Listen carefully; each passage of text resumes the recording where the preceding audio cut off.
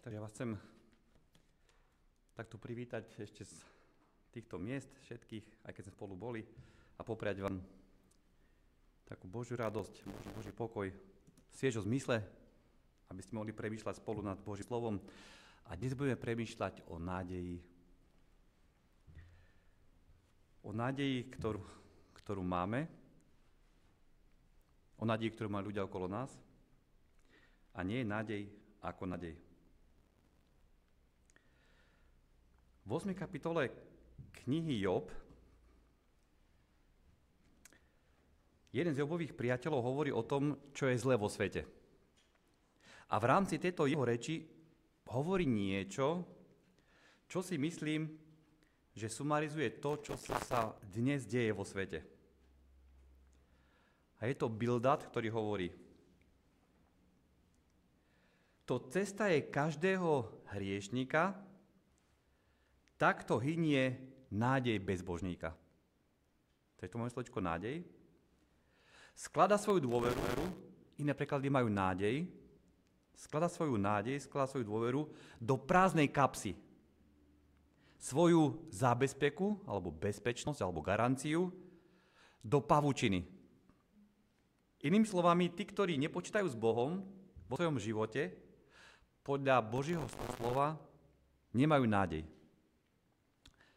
No niekto by teraz mohol povedať, počkaj, všetci ľudia majú nádej. No vlastne oni majú nádej, je to pravda, každý človek má nádej, ale problém človeka hriešnika je, že ak sa nespolieha na tú pravú nádej, o ktorej budem hovoriť dnes, tak to nie je to pavučina, je to prázdna kapsa.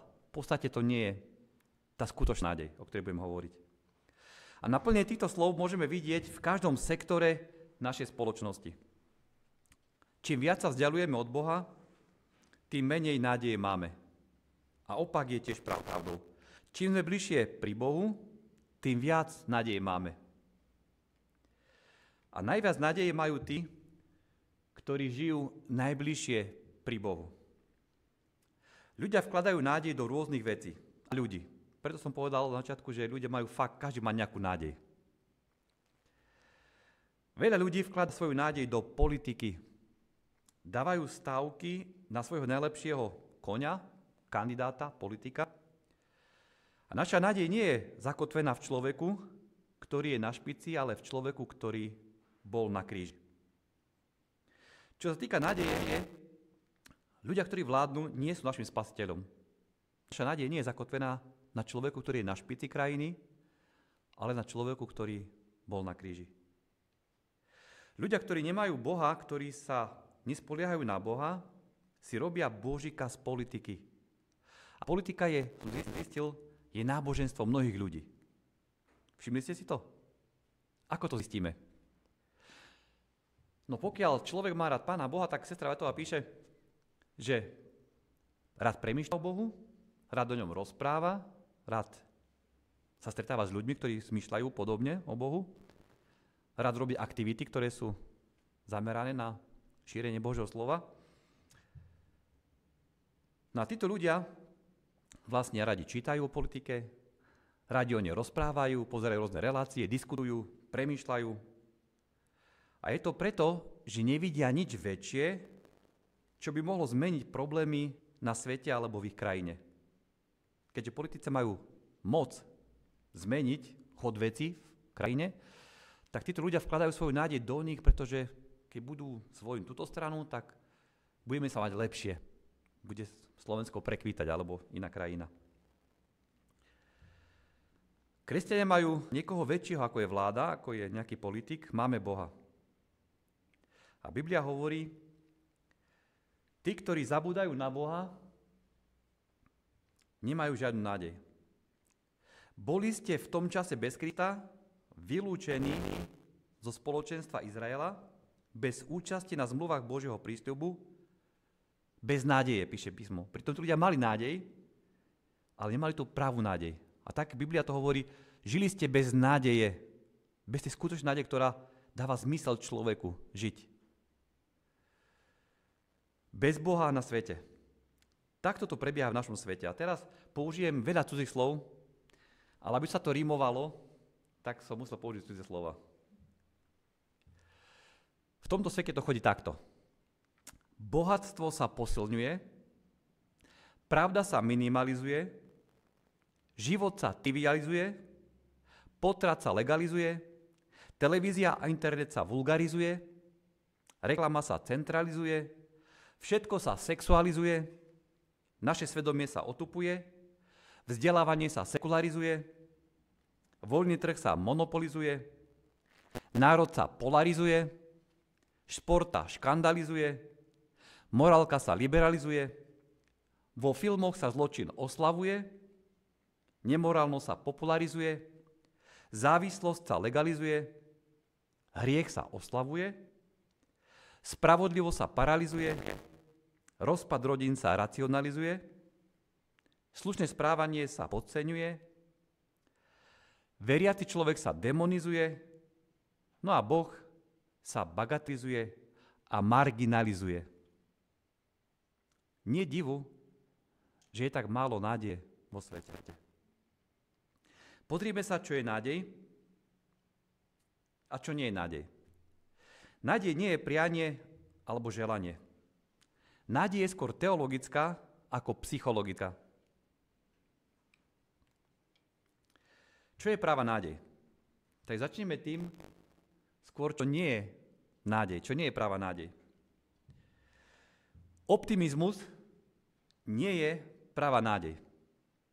Optimizmus je skôr o psychológii ako o teológii. Optimizmus je, keď si poviete, že všetko bude dobre. Hoci je všetko zlé. Optimizmus nevždy presne odráža realitu. Niekedy je náš optimizmus falošnou nádejou. Pretože si hovoríme, dúfam, že to a to sa vyrieši, to bude dobre, napraví. Ale človek vo svojom srdci nejako tak cíti a vie, že buď to nebude také ľahké, alebo sa to vôbec nenapraví. Že to nepôjde. Ako učiteľ použijem kontext školy, Kevin sa s tým totožní. Žiak dostane od učiteľa test, opravený test na 4. A stane sa, že učiteľ robíme chybu, tak potom ako nejaký ten bod 2 pridám, tu som robil chybu v oprave, človek sa mýli. Ale to tak jednu známku, jeden stupeň možno zlepší, z 2 na 1, z 3 na 2. No ale to je, keď dostane žiak test, ktorý je na 4 a optimisticky dúfa, že učiteľ urobil toľko chyb v teste, že to bude na konci 1. To sa mi ešte nestalo, že som zo 4 dal 1, Kevin. Stalo sa ti to? Niekedy. Ako nie som proti optimizmu. Som rád, keď ľudia premýšľajú pozitívne. Je to lepšie ako byť negativistický, pesimistický a tak ďalej. No, optimizmus má svoje hranice. Môžem dúfať, koľko chcem a môžem byť optimistický, koľko chcem. Ale toto nezmení svet. Optimizmus môže fungovať len vo veciach, na ktoré mám dopad, na ktoré mám dosah, ktoré dokážem zmeniť. Môžem byť optimistický ohľadne veci, ktoré by ste mali vo svojom živote zmeniť, ale to neznamená, že ich zmeníte kvôli môjmu optimizmu a nádejani sa. Môžeme byť optimistickí len ohľadne veci, ktoré máme pod kontrolou, aj to nemusí stále výjsť. Viete, optimizmus hovorí, nie je to až také zlé, ako si myslíš. Veľakrát ľudia majú problémy a my v dobrej snahe tých ľudí ako nejako pozbudiť, prichádzame ku ním s takými lacnými slovami, s takým pozlátkom. Vieš čo, neboj sa, ono sa to napraví, všetko bude dobre. To je optimizmus. Ale to je taká, jak to povedať, optimizmus založený nie na realite. To je naše skôr prianie, želanie, naša túžba. Optimizmus hovorí, nie je to až také zlé. Viete, čo hovorí nádej? Nádej hovorí, je to zlé. Je to naozaj zlé a veľakrát asi to už horšie ani nemôže byť. Ale, nádej hovorí, ale napriek tomu verím. Optimizmus často popiera realitu. Optimizmus hovorí, viete to, všetko bude dobre, nebojte sa, všetko to bude dobre, sa to vyrieši. O 3 roky, o 5 rokov, o 10 rokov, naša generácia už bude ináč vyrastať, nebojte sa. To je optimizmus. Nádej hovorí, je to zlé, keď vám diagnostikovali rakovinu alebo nejakú ťažkú chorobu. Náš optimizmus je veľakrát falošná nádej. A ľudia sú veľakrát optimistickí, keď sa niečo stalo a hovoria, pokiaľ nejde o život, nejde o nič. Myslia tým samozrejme náš telesný, fyzický život. Ale dovolte mi nesúhlasiť. Z môjho hľadiska to nie je pravda. To odporuje tomu, čo sa píše v písme. Teraz neviem, či to bude vidno. OK. Lebo v písme sa píše toto. Nebojte sa tých, čo zabíjajú telo. Všimnite si. Nehovorí, pokiaľ nejde o život, o telo, tak o nič nejde. A písmo hovorí, nie. Nebojte sa tých, pokiaľ vaše telo zomrie, o nič nejde. Čo zabíjajú telo, ale dušu zabiť nemôžu. Skôr sa bojte toho, ktorý môže i dušu, i telo zahubiť v pekle. Ako pre Boha nie je žiadny problém vzkriesiť človeka, to hravo urobí. Problém je prinútiť človeka ho milovať a toto nedokáže. A preto hovorím si, pokiaľ nejde o večný život, tak o nič nejde. Asi tak to by mal kresťan hovoriť. Pokiaľ nejde o večný život, tak fakt o nič nejde. Ako ľudia zľahčujeme hriech, sme optimisticky ohľadne hriechu. Ako dnešný človek si robí srandu z hriechu, ale hriech nie je sranda, lebo keď sa pozrieme na kríž, tak vidíme, čo spôsobuje hriech. Že to nie je sranda, to nie je humor. Biblia hovorí o 3 druhoch nádeje. Nádej založená na našom prianí, to, čo som pred chvíľou hovoril, také zbožné prianie, potom je to očakávaná nádej a potom je to istá nádej. Nádej založená na našom prianí je nádej, na ktorú väčšina ľudí myslí, keď sa povie slovo nádej. To je to, čo si ja prajem, aby sa stalo. Veľakrát naše modlitby sú takouto nádejou. Meškáte na vlak a hovoríte si, dúfam, že vlak bude mať meškanie. Na Slovensku je to toľko možné, že ho stihnete. Ja som ho stihol asi aj vlak, ktorý meškal pol hodiny.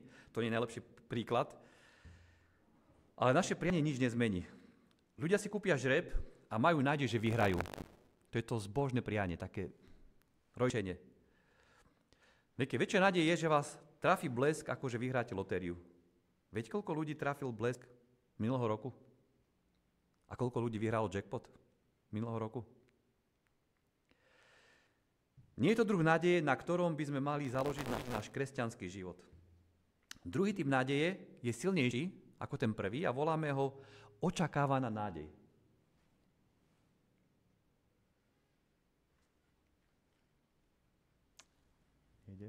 Artur, neviem prečo. Dobre. Táto nádej má pevnejšie základy ako tá pravá, to je pravda.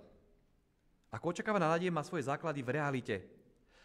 Keď na jar o chvíľku budeme siať v záhradkách, tak poviete si, dúfam, že tento rok budem mať veľa mrkvy a máte dôvod na takúto nádej, pretože ste niečo pre to urobili.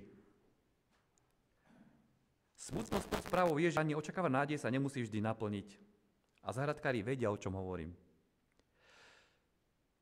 Toto nie je taká tragédia, keďže supermarkety to istia. Viete, pred narodením Mišky a Veroniky sme očakávali narodení nášho prvého dieťatka. Rástlo a my sme dúfali, že jedného dňa ho budeme vychovávať. No nestalo sa tak, pretože sme o neho prišli. Ale mali sme dôvod dúfať, ale nebola to istota. Nebola tam garancia. A preto Biblia hovorí o tretej nádeji. A hovorí o nejako o istej nádeji. Lebo ani to prianie väčšinou nevíde, môže výsť, väčšinou nevíde. Ani tá očakávaná nádej, čo si poviete, tak to by už malo, niečo som preto urobil, niečo sa stalo. Keď urobím 30 klikov, tak očakávam, že ich za mesiac urobím 50 a za 3 mesiace môžu očakávať, že 70. Je to logické, lebo sa posledňujú svaly. To je to očakávaná nádej. Ale tá tiež nemôže zlyhať. Ale potom tu máme istú alebo takzvanú pravú nádej. A na nej máme stavať náš kresťanský život. A práve o tomto hovorí Biblia, keď nás vyzýva, aby sme boli ľuďmi nádeje.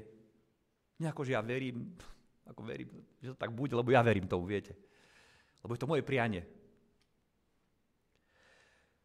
Nie je to ani prianie, ani očakávanie, nie je to pocit, ale vieme to s istotou, že budeme mať to, v čo dúfame. V liste Židom Biblia hovorí, že viera je istá veci, ktoré ešte nevidíme. Viera a nádej vlastne idú ruka v ruke. Nie je viera bez nádeje a nádej bez viery. Človek nemôže mať vieru bez nádeje. Ak nie je v koho dúfať, nie je tam ani v koho veriť. Vieme veľa o viere, ale málo o nádeji. A písmo hovorí, že tri cnosti sú viera a je tam nádej a je tam láska. A táto nádej je kresťanská istá nádej.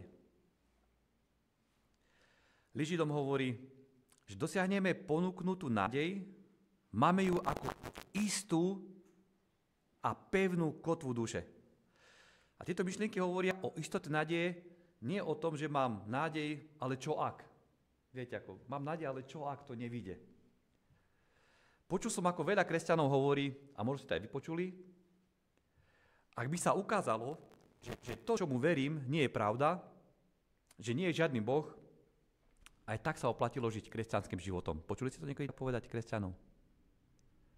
Žiť kresťanský život je vlastne dobrý život, pretože vlastne vás chráni pred mnohými zlými vecami, žijete v pokoji, v rodine, proste je to dobré. A keby sa ukázalo jednoho dňa, že tomu, čomu som veril, to nie je pravda, že to bola proste výmysel, tak aj tak sa oplatilo tak žiť, lebo som žil na hodnotách.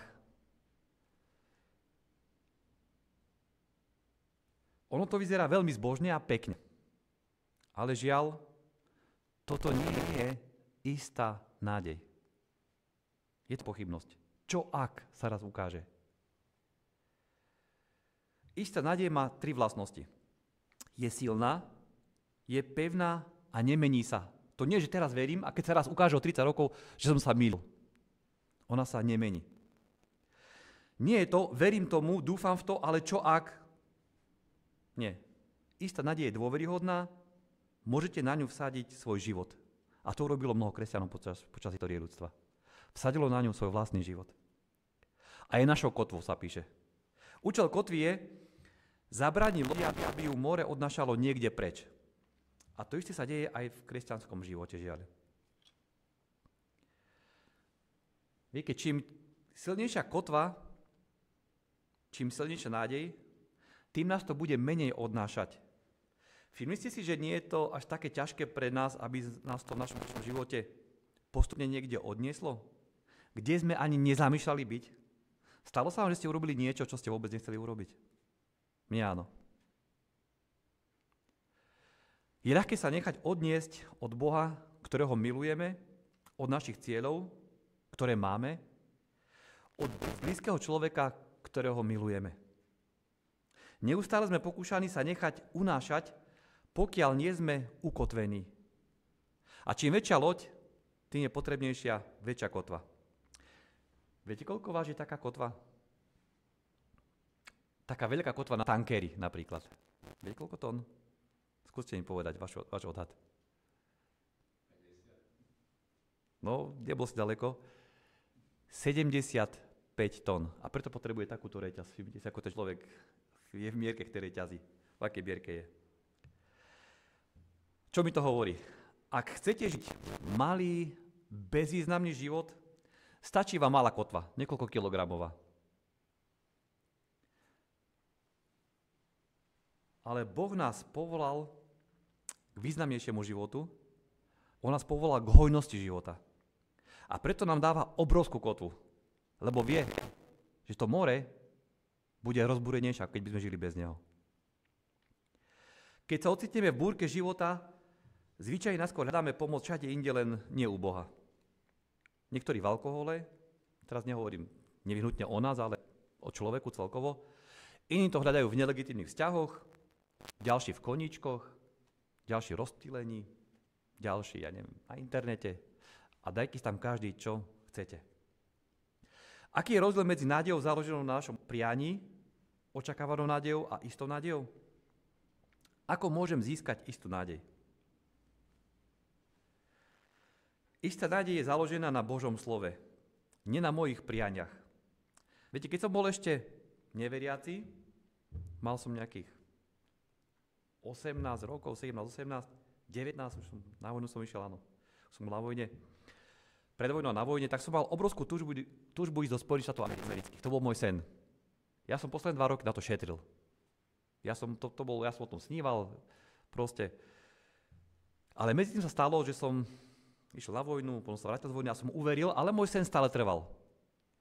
A ten sen bol reálny, pretože môj najlepší kamarát zo strednej školy po revolúcii emigroval do Spojených štátov a mi napísal list, vtedy ešte neboli mobily, tak mi napísal list: Dušan, príď za mnou, ja ti dám, prácu ti nájdeme, dám ti ubytovanie, s mamkou som tu, všetko, len sa nauč angličtinu, mi hovorí.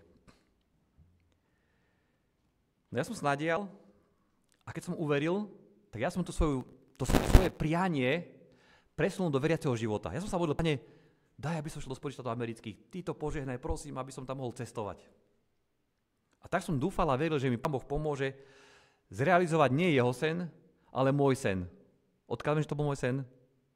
Lebo do dnešného dňa som nebol v Spojených štátoch amerických. Bol to môj sen. Boh mal však so mnou iné plány a vedel dobre, prečo nie. Ja som ďačný Bohu, že som tam nebol vtedy. Keby som tam bol s tým kamarátom, ktorý bol neveriaci, ja neviem, či by som sa vrátil späť Bohu. Asi nie. Teraz viem, že to bolo skôr moje prianie ako istá nádej. Istá nádej nie je založená na tom, čo si ja prajem, čo si predstavujem, ale na tom, čo Boh povedal. Viete, prečo môže mať obrovskú istotu v Božie slovo? Pretože Boh nemôže, nie že neklame. Keby som povedal, že neklame, tak neklame, ako sa snaží. Ale by som dal také silnejšie sloviko. Boh nemôže klamať.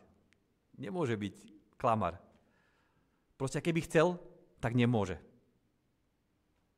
Ako keď kov nebude nikdy papier a papier nikdy kov, tak Pán Boh nemôže klamať. Jeden kanadský profesor urobil štúdiu na Božie zasľúbenia v písme, ja mu verím, ako ja som to nepočítal. On napočítal nejakých 8810 zasľúbení v Biblii a z toho 7487 sa týka sľubov, ktoré Boh dal ľuďom. Ako Pán Boh dáva ľuďom neskutočne veľa sľubov. A na to nemusíme ani mať počítač. Vieme to, keď čítame písmo, že Pán Boh dal strašne veľa sľubov človeku. Zvyšok sú sľuby, ktoré dali ľudia Bohu, potom, ktoré dali jeden druhému, alebo dokonca, ktoré dal Satan ľuďom. Alebo Kristovi. Ak sa mi pokloníš, tak ti dám všetky kráľovstva. Aj ten sľub tam patrí. Ak vkladám svoju nádej do priateľov, peňazí, politikov, svojich schopností, svojho partnera, je to buď zbožné prianie, alebo očakávaná nádej. Ale nie istá nádej. Človek sa spýta, ale čo za sľúbenia, ktoré sa nenaplnili? No, buď sa naplňa neskôr, alebo vo večnosti. Aj také zasľúbenia máme. Ale istota je, že sa určite naplnia.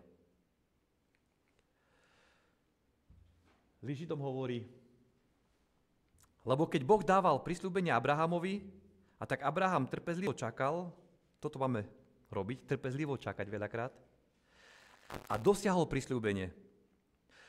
Ľudia totiž prisahajú na niekoho väčšieho od seba a prisaha je pre nich potvrdením ukončenia každého ich sporu. Všimli ste si, že ľudia, ktorí neveria v Ježiša Krista, používajú Božie meno častejšie možno počas dňa ako kresťania? Prečo? Pretože kliatie je ako prísaha. Keď prisaháte na niekoho významnejšieho, to dáva vaše prísahe váhu. Preto ľudia prisahajú na svojich rodičov, na ja neviem, koho ešte tam prisahajú, aby tá prísaha mala váhu. Keď ľudia nadávajú použitím Božieho mena, chcú zastrašiť iných. Ale písmo hovorí, a pretože Boh chcel dedičom prisľúbenia presvedčivejšie dokázať nezmeniteľnosť svojho rozhodnutia, zaručil sa prísahou. Aby sme v týchto dvoch nezmeniteľných veciach, ktorých Boh nemôže klamať, mali silné povzbudenie my, čo sme našli útočište v tom, že dosiahneme ponúknutú nádej. Máme ju istú, a tu je to spojenie, čo som nazval aj túto úvahu, že istá nádej. Máme ju istú, máme ako pevnú kotvu duše, ktorá preniká až dovnútra za oponu. Istá nádej nie je založená na pocitoch, ale na tom, čo hovorí Boh. Je založená na tom, čo hovorí na jeho vyhláseniach. Nie je založená na tom, čo si myslím, ale čo Boh učí. A prečo sú jeho zasľúbenia isté? Pretože Boh, ako som povedal, nemôže klamať. Jedného dňa dal Ježiš liek na beznádej. Rozpovedal im podobenstvo o tom, že sa treba stále modliť a neochabovať, alebo iné preklady majú nestrácať nádej. Modliť sa a nestrácať nádej sú dve alternatívy v živote. Každú chvíľu v živote si vyberáme tieto alternatívy. Keď sa niečo deje v našom živote, buď panikárime, alebo sa modlíme. A Boh túži, aby sme nikdy nestrácali nádej. A ako to dosiahnuť? Podľa tohto modlitbou. Chcel by som to ilustrovať príbehom jedného človeka, ktorý bol, alebo vlastne dvoch ľudí, ktorí boli bez nádeje. Začnem tým prvým. Ten človek sa ocitol v beznádejnej situácii a nevysvetliteľne našiel nádej Ježišovi Kristovi.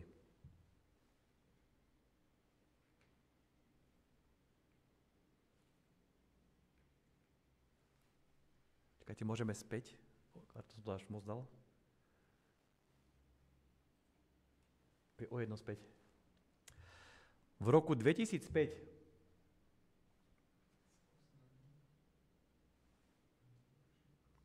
dávam šipku späť, ale nejde.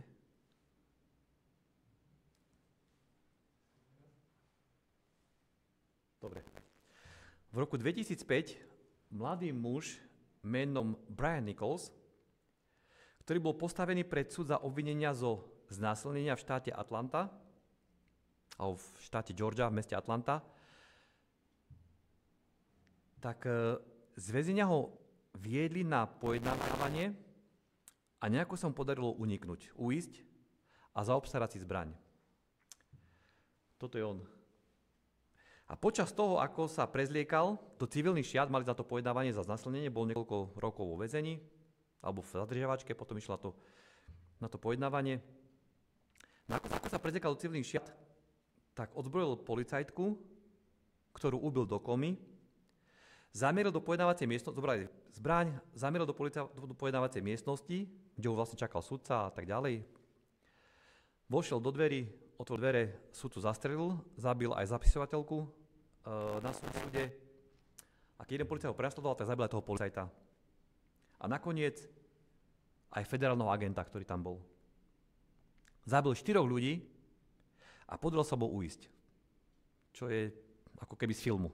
Vo filme jeden pomaly ujde z väzenia z 30 strážcov. Toto je realita. Spustilo sa po ňom obrovské prenasledovanie, pátranie po celej Atlante. Bol v každých správach, každý ho hľadal, no nikto nevedel, že sa mu podarilo uísť. Už, kým utesnili Atlantu, kým ju zablokovali, tak on už z Atlanty vyšiel a ušiel do nedalekého mestečka, nedaleko Atlanty. No a v tomto mestečku žila jedna mladá žena, Ashley, ktorej život bol jeden veľký chaos. Jedno veľké zlyhanie. Bola závislá na drogách a jej manžel bol zavraždený v súvislosti s drogami.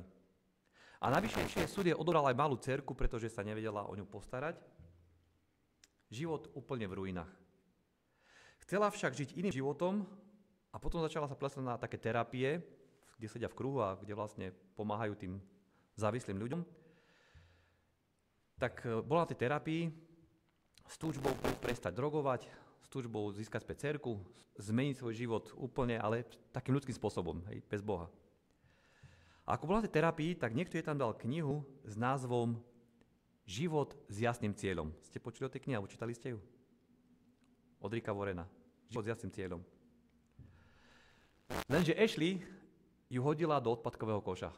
Ona tú knihu dostala tej terapii, išla vonku z tej miestnosti a ako tam bol koš, si povedala duchovná kniha ako o veriacich ľuďoch.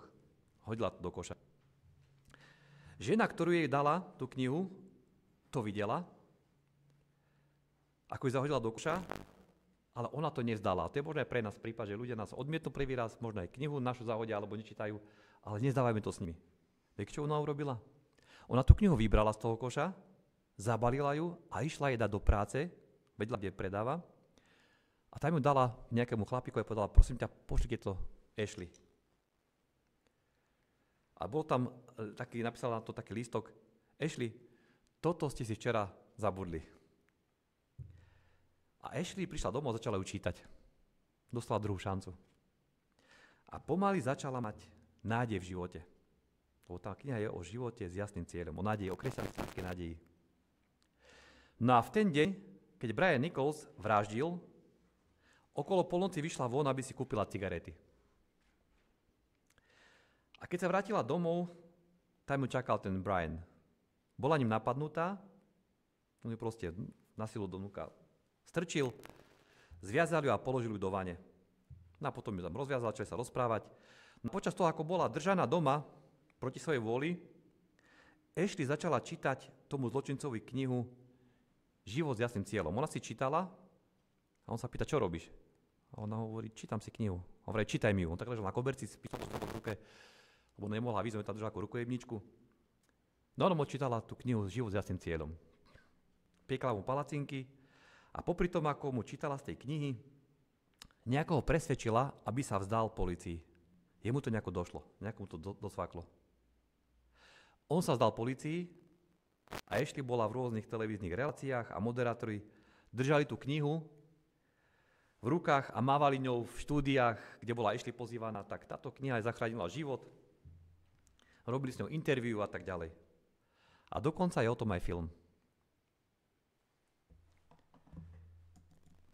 A ja vám pustím takú ukážku, ak sa mi to podarí.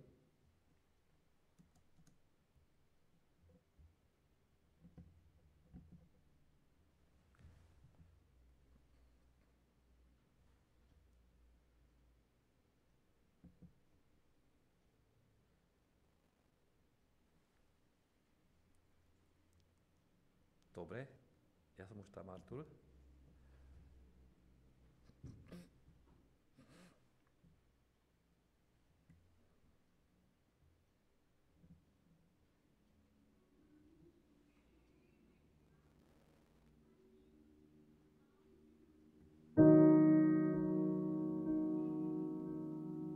Mommy, Hey, baby girl.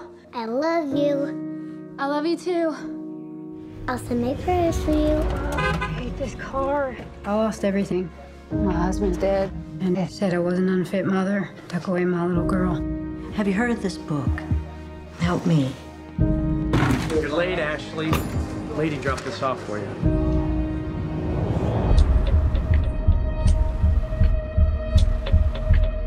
When I heard I had a son,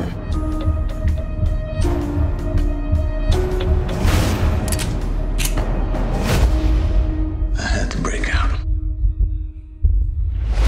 Breaking story right now. Police looking for this man. Murder suspect Brian Nichols. I want eyes in the sky. All choppers up now. Let's flush Nichols out. My name is Ashley Smith. I'm a mother. I don't trust you, Ashley. You skin again, and I will have to kill you.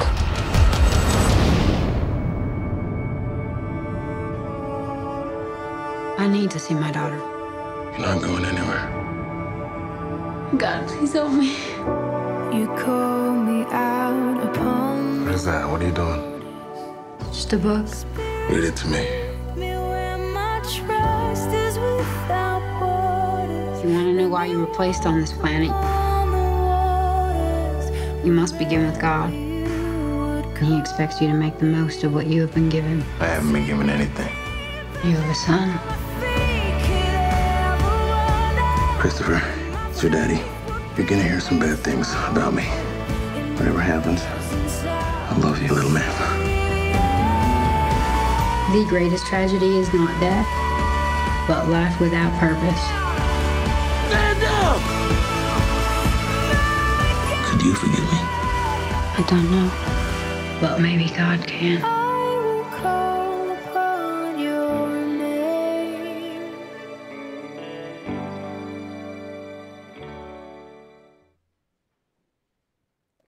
Tam odpojiť, hej? OK, dobre. Takže premietali ho tento film v roku 2018 a v angličtine sa volá Captive, ako zajatec. A v jednom byte sa na 7 hodín, na dlhých 7 hodín ocitli spolu vrah a závislačka na pervitíne.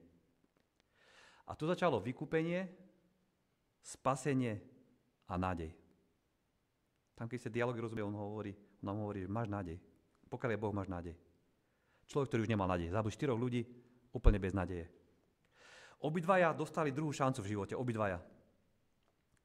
A viete, čo si myslela Ashley, keď sa do jej domu vlámal Brian Nichols? Čo je v hlave, ako ľudia premýšľame o Bohu? V živote som urobila toľko zlých vecí, že ma Boh teraz prišiel potrestať, a to týmto človekom, že sa slúžim smrti. Ona si myslela, že to je jej posledné chvíle, lebo urobila toľko toho zlého, že Pán Boh teraz poslal toho človeka, aby ju zabil. Takú mám predstavu o Bohu. Aký je Pán Boh milostivý. Ashley bola úplne bez nádeje, súd jej odobral dcérku, stratila manžela, stala sa závislá na drogách. Brian jej držal zbraň pri hlave a nutil ju, aby si zobrala drogy. Bola tam chvíľa, kedy on vlastne ju nutil, aby zobrala si zase pervitín. A práve tie drogy, ktorí zotročili a ktorých sa chcela zbaviť, ktorí si povedala, že nechcem. A vtedy pocítila, že Boh stojí pri nej a hovorí jej, aby to nebrala. Viete, ja sám neviem, ako by som reagoval v tejto situácii. Ja sám neviem, keby vám išlo o život. Len ona počula Boží hlas a Pán Boh ju v tom posilnil a v tej chvíli bola zbavená závislosti.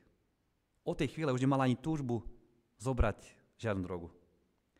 Keď čítala z knihy Život s jasným cieľom Briana Nicholsovi, a jeho sa dotkol Boží duch. A uvedomil si, že v tomto živote mu už došiel kredit, pretože dostal niekoľko doživotných trestov. To znamená, že keď prišli aj 5 amerických prezidentov, aby mu každý udelil milosť, každých 4 roky, tak nemá šancu byť z väzenia. Ako on tam sedí od roku 2005, 20 rokov a nemá šancu, už nevyjde. Ale je iný človek. Je to veriaci človek, ktorý očakáva Pána Ježiša ako my. V ten deň, keď zabil 4 ľudí, sa Brian Nichols zmenil na chladnokrvné monštrum. A tesne predtým, ako to urobil, sa odohral celý incident jeden s policajtami a s černochmi a tak ďalej a on vlastne v hlave prebehol, že takto asi vyzeral na loďach s otrokmi a dostal sa do stavu, kedy prestal vnímať realitu. To je aj taký psychologický termín alebo psychiatrický termín. Ja teraz nechcem vám klamať, ja som na to zabudol termín, ale som to čítal o tom, že človek vlastne prestane vnímať realitu a koná keby bez myšlienok svojich, že neovláda samého seba, koná pudovo. A realitu začal opäť vnímať, keď Ashley s ním jednala ako s ľudskou bytosťou. Keď mu čítala tie knihy a hovorila mu o Bohu. Naraz sa prebral, naraz vyšiel z toho delíria, z toho ošiaľu. Nie je v živote nič, čo by sme mohli urobiť, aby nás Boh miloval menej. Brian bol pre ňu zrkadlom, do akého bahna sa môže človek dostať bez Boha. Ona keď videla, aký má život zrujnovaný, že zabil 4 ľudí, videla to v telke. Vo svojej slabosti pocítila Božiu silu. A ako sa píše v písme, keď som slabý, tak som silný. A ja túžim fakt mať takého pokorného ducha. Keď som slabý, tak som silný. Ashley začala slúžiť iným. Získala späť svoju dcerku, opäť sa vydala a má ďalšie deti. Je hovorkyňou za jednu kresťanskú organizáciu, inými slovami stala sa požehnaním pre iných ľudí. A to je to, čo v živote ide. Nenechať si tú úžasnú nádej, tú istú nádej, ktorú máme pre seba. Naša nádej by mala pretekať k iným. Mala by im zasvietiť v ich beznádejných životoch, ale nádej založená na Bohu dokáže urobiť obrovské veci v živote. A ja ďakujem nesmierne Pánu Bohu, Ježišovi Kristovi, že sme poznali túto istú nádej v živote a že ju máme. Je to obrovský dar. Ďakujem, Pane. Amen.